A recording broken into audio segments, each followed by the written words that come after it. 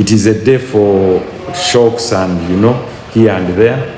But maybe we have to sit down and realize that, you know what, there is no one that is so great in a sinking ship, you know. And like God does, you can't say it's over until it's over. Who knew that the voters in Chira would kick out Honorable Semujju Nganda? But that is it, that is it. Bevarons. Yeah, Semujju Nganda was good for the nation in legislation, but they were less interested in what he was doing for them in the ground. So they voted the umbrella. It's the first constituency which I saw President Kyagulanyi alina obululu bwe bumu exactly ne MP we Council Musisi. Yeah, much India, I think Zahara Yulika is in the lead, but the lead is so narrow.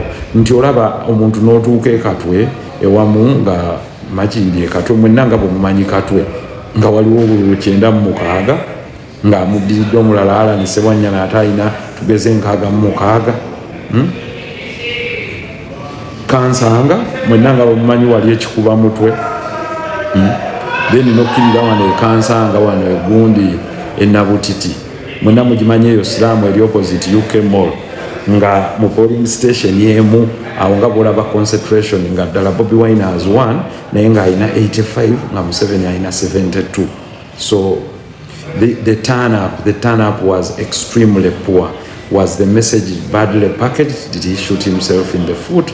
Did the people fear to go to the polling station? Or it was a mixture of everything? Yeah, but as it is, as predicted, nabagamba obuma bujja kufa bubwafu. So technology, at least I have some insight. I might not be the authority, at least I have something. So Mbalaba kwe muli Chiboga has been recovered by the NRM. Chiboga, no. Anna Maria Nankabirwa is back. Omukyalo lyabaddeyo when UPR kabamukubye, the same as Kyankwanzi, no doubt, and they are closing in. I think Segumile is back in Mitiana. There is hardly anything. Zake will be back definitely in Mitiana. So the opposition is getting mainly opposition areas. Ntinup replaces DP replaces FDC, like that. There are no substantial gains. So as you can see, Parliament, for sure, will remain the same as it has been, with the opposition only having about 15%. So you still expect NRM to have 85% in Parliament. They can amend the constitution, they can do anything. And I think those are things we did not pay attention to. Yeah. Bunyanga with the same. NRM for Western Uganda, it's terrible. Western Uganda voted massively. Chechimu Neteso. Maybe in some municipalities in Teso you can see Bobi Wine picking up a few votes, but not very many. Like in Bukedia, there is nearly nothing. Where we expected that Nandala Mafabi would put in a fight, in Sironko, Naiba sweepings under the carpet. So that is what it is. Yeah.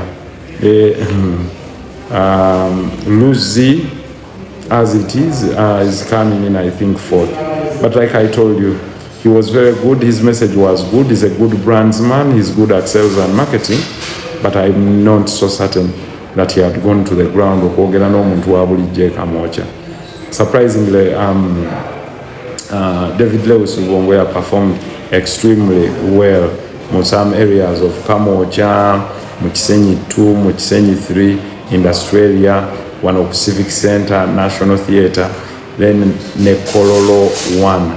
And then he lost Kololo 3, Kololo 4, Kamocha 1, Kamocha 2, I think he carried it, but he lost Kololo 4, he lost Kisenyi 1 terribly.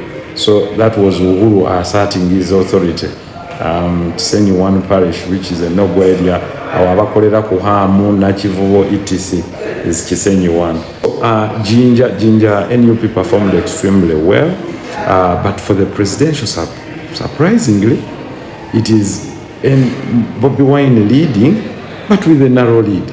Ate kuba MP ekyalo Jinja mujja kujja mu kinyinyonyole mwawadde muwa Museveni ate ne muwa MP owa Nuupu. Kakati awo simanyi kobaane lyabaddewo. So how would Bobi Wine be performing a little bit poorly ng'ate olaba MP wa Nuupu ate performing ze bulungi? What message were they sending out? So you can see that Jinja was that, but there was very low voter turnout. Other than bano abavudde mu barracks ez'enjawulo naye abalonzi babadde batono nnyo. Ahia Swengere is doing well. Congratulations to him. Dr. Batua is doing well as well. Muiru, those are NUP that are coming through Jinja, and I think the woman MP. So Jinja is one of the leverages that they will get to boost them more. Yeah. So NUP is recovering from Busoga, Nerugazi. Lugazi, I think Serubula will definitely be back. So bwe tutambudde kakati ebisigadde byabaŋŋambire naye nga tujja kuba tukomyewo ku mukutu very soon. Iganga Mudyobole yawangudde Panado. I can confirm that because Panado himself yaŋŋambye. I'm not getting second-hand information. So Mudyobole, wherever you are and someone can send you a text. Nasoma na University, Panado has been my close friend and he has lost. I kept telling him as a friend that what I hear from the ground is not good. So that was a very, very, very honest vote that was cast. Kayunga, what is coming out primarily, Eraganti Nakwede. Finally, I think she has made it. You might see the entire Kayunga turn red. Yeah. Mukono, the woman MP is doing well. Numbers and performed, could have won, but for the first time, numbers are Wangulira with 85%. But anyway, win is a win. But for this time, she's having 40% of the vote. Now, this is worrying. Yeah. Nayono Sulaiman Yowena Chifuma has won. Has Wabadeo Noop, so the same Noop is Noop. Waliwa Noop Bagundi ono. Agenda mu America Mujuka, Wabadeo Simbwa. It's still tight between Chiwanuka and Chibule. It is still extremely tight. Other than Champisi,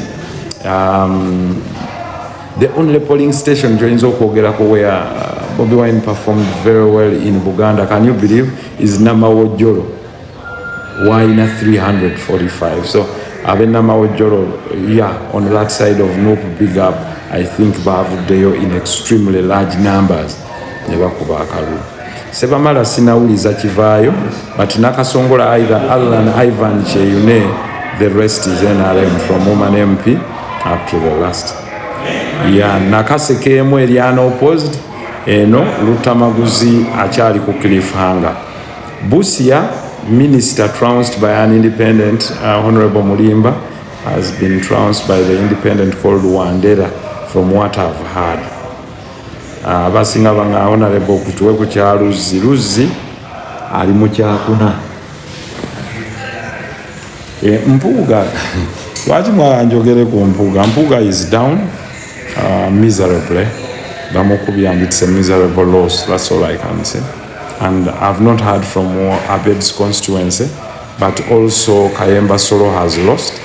So Noop has replaced Noop in the massacre, or DF, that was formerly Noop, but in the Greater Bukomansimbi, it is most likely that it has lost all the three constituencies.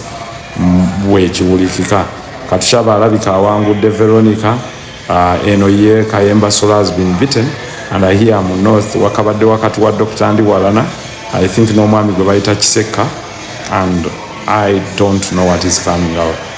Yeah, but the entire Western Uganda, you don't expect much, no.